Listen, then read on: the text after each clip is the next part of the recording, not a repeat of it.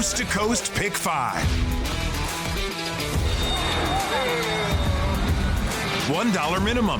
Player-friendly 15% takeout. Coast to Coast Pick 5. St. Patrick's Day, so while you're sitting back and having a drink, you know you're going to play that Coast to Coast Pick 5 from First Racing. 5 races from Gulfstream Park and Santa Anita each and every Saturday and Sunday. We're offering you free DRF pass performances for every sequence. It's only a 15% takeout, and with the dollar-based minimum, no matter what they pay well because they're difficult to put your ticket together. It is not easy. You have to cut a lot of horse out.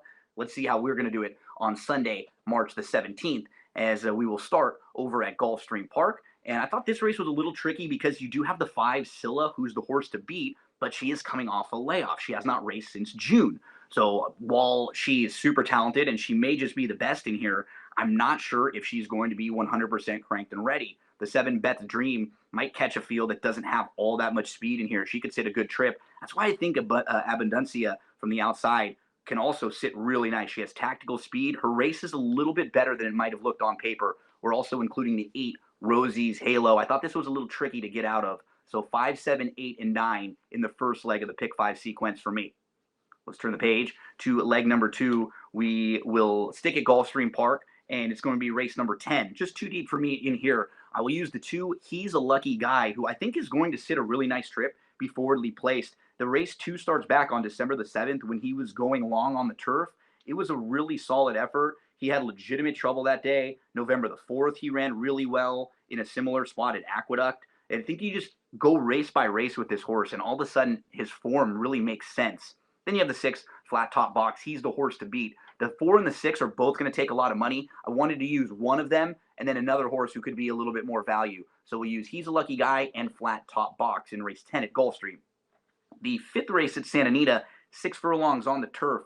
I thought this one was a little bit tricky because I wasn't exactly sure what the pace scenario may look like. You have Sharp Ass Attack, who I think could be forwardly placed and might naturally be the quickest in here, so I wanted him on the ticket. Then Zoffarelli, they've been more aggressive with him lately. He actually won going wire to wire 2 starts back in a race just like this, so I had to use him on the ticket as well. Mas Rapido has a couple of troubled trips recently. He could sit a very, very nice trip. Then you have a horse like Time to Party who's cutting back. He used to be really quick. Now he's more of a closer, but I still think the sprint distance could work well for him. The blinkers come on. Another really difficult race in this sequence, 1, 3, 6, and 9 for me at Santa Anita there.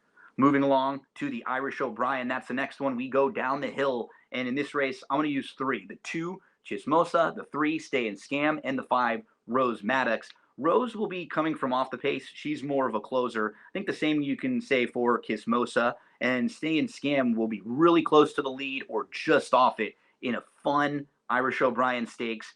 Down the hill, 3 deep for me, and then it'll all come down to the single in race number 9. They'll be going 1.25 miles on the turf course here. I like the 1 Calm Sea, who I just think is long gone on paper. Lucia has a backtrack for us from Calm Sea's most recent race. This was at Santa Anita on February the 16th. Calm Sea is the 4 in here and was out in front, but look at the fractions that Calm Sea had set early in this race. He went 21 and 4. He went sub 22 fractions. He went 46 flat, and he's still trying so hard here to hang on. He just gets past late by a couple. Now, with that race under his belt, with a little more fitness, that was his first start going 1.25 miles. I think he could be really tough to run down in here. It doesn't look like there's going to be a long shot pushing him early like we saw in his last start. Let's take a look at the ticket one more time. It'll all come down to that single in the end with Calm Sea. And remember, you can play these wagers at DRF Bets every Saturday and every Sunday. We have video analysis here for you. We have written analysis at drf.com. We want to help you make some money on the Coast to Coast Pick 5. Good luck.